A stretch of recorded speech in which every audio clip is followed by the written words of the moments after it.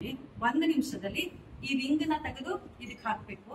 Plus ಈ ball ನ brain vita game ಅಂತ ಹೇಳಿ ಈ ಬಾಲ್ ನ ಈ ಕಡೆ ಹಾಕಿದಾಗ ಮತ್ತೆ ಬಾಲ್ ನ ತೆಗೆಯೋದು, ಇದೊಂದು ಗೇಮ್.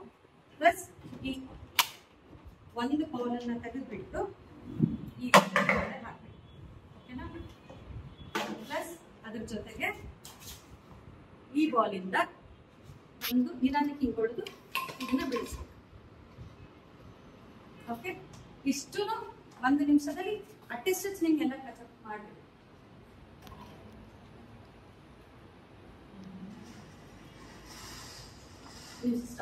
ನಾನು ಈ ಕಡೆ ನಿಲ್ತೀನಿ.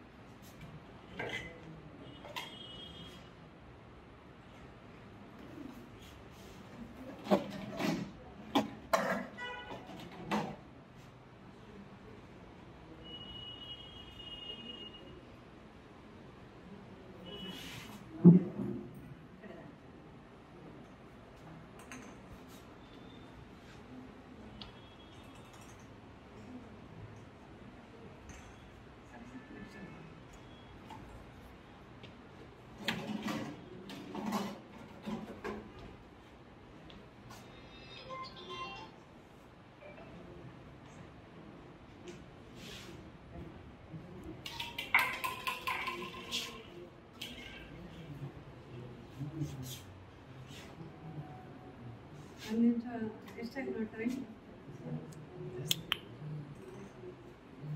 Okay, stop. ಈಗ ನಿಮಗೆ ಮಾಡ್ಲಿಕ್ಕೆ ಏನ್ ತೊಂದರೆ ಆಯ್ತು? 1 ನಿಮಿಷ ಟೈಮ್ ಕೊಟ್ಟೆ, ಅಲ್ಲಿಗೂ ಎಕ್ಸ್ಟೆಂಡ್ ಮಾಡಿದೆ, ಆದ್ರೆ ನಿಮಗೆ ಕಂಪ್ಲೀಟ್ ಮಾಡ್ಲಿಕ್ಕೆ ಕಷ್ಟ ಆಯ್ತಲ್ವಾ? ಏನ್ ತೊಂದರೆ ಆಗ್ತಾ ಇತ್ತು? ಒಂದ್ ಕಡೆ ಕಾನ್ಸಂಟ್ರೇಷನ್ ಮಾಡಕ್ಕಾಗದೆ ಇರೋದು ಕಂಪ್ಲೀಟ್ ಮಾಡ್ಲಿಕ್ಕೆ ಇದು ಮಾಡೋಣ ಅಂದ್ರೆ ಮತ್ತೆ ಇದು ಮಾಡ್ಬೇಕಿತ್ತಲ್ಲ, ಮತ್ತೆ ಅದನ್ನ ಮಾಡಬೇಕು ಅಂತ ಅನಿಸ್ತಾ. ಈಗ ಒಂದ್ ಕೆಲಸ ಮಾಡೋಣಂತೆ, ಒಂದೊಂದೇ ಹೇಳ್ತಾ ಹೋಗ್ತೀನಿ, ಅದನ್ನ ಕಂಪ್ಲೀಟ್ ಮಾಡಿ ನೆಕ್ಸ್ಟ್ ನಾನು ಏನ್ ಹೇಳ್ತೀನಿ ಅದನ್ನ ಫಾಲೋ ಮಾಡ್ತೀನಿ. ಈಗ ಇದಕ್ಕೆ ಹಾಕ್ತಾ ಬನ್ನಿ, ಈ ರಿಂಗಿಂದ ಸಣ್ಣ ರಿಂಗಿಂದ ಅದಾದ್ಮೇಲೆ ಬ್ರೈನ್ ಈ ಕಡೆ ಬಾಲ್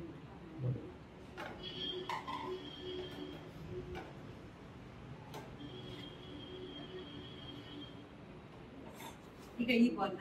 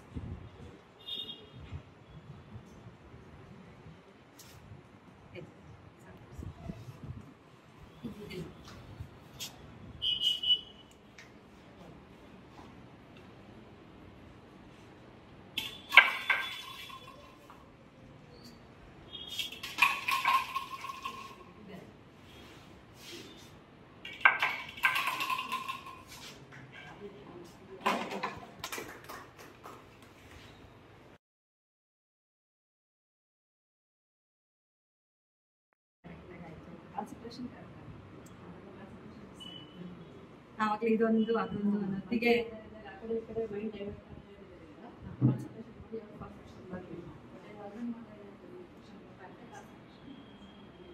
ಥ್ಯಾಂಕ್ ಯು ಅವ್ರಿಗೆ ಜೋರಾಗಿ ಒಂದು ಚಪ್ಪಾಳೆ.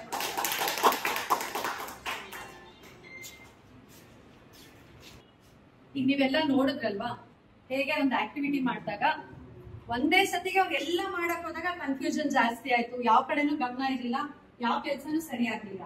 ಅದೇ ಅವ್ರಿಗೆ ಸೆಕೆಂಡ್ ಟೈಮು ಒಂದಾದ್ಮೇಲೆ ಒಂದು ಕ್ಲಿಯರ್ ಇನ್ಸ್ಟ್ರಕ್ಷನ್ಸ್ ಕೊಟ್ಟಾಗ ಒಂದ್ ಆಕ್ಟಿವಿಟಿ ಆದ್ಮೇಲೆ ಎಲ್ಲಾನು ಸರಿ ಮಾಡಿದ್ರು. ಅದಾಗಲೇ ತಪ್ಪು ಮಾಡಿದ್ರು, ಅವ್ರಿಗೆ ಇದು ಮಾಡೋದು ಅದ್ ಮಾಡೋದು ಅಂತ ತುಂಬಾ ಮೈಂಡ್ ಅಲ್ಲಿ ಡಿಸ್ಟರ್ಬೆನ್ಸ್ ಇತ್ತು. ಬಟ್ ನೆಕ್ಸ್ಟ್ ಟೈಮ್ ಏನಾಯ್ತು, ಒಂದು ಪ್ರಾಕ್ಟೀಸ್ ಆಗಿತ್ತು, ಒಂದು ಕ್ಲೀನ್ ಒಂದಾದ್ಮೇಲೆ ಸ್ಟೆಪ್ ವೈಸ್ ಫಾಲೋ ಮಾಡೋದ್ರಿಂದ ಕೆಲಸ ಕ್ಲೀನ್ ಆಗಿ ಆಯ್ತು. ಯಾವ ಕೆಲಸದಲ್ಲೂ ಹಡಿಬಿಡಿ ಆಗ್ಲಿಲ್ಲ, ಸ್ಟ್ರೆಸ್ ಆಗ್ಲಿಲ್ಲ, ಆಂಗ್ಸೈಟಿ ಆಗ್ಲಿಲ್ಲ. ಅದೇ ತರ ನೀವೆಲ್ಲ ಕೆಲಸನೂ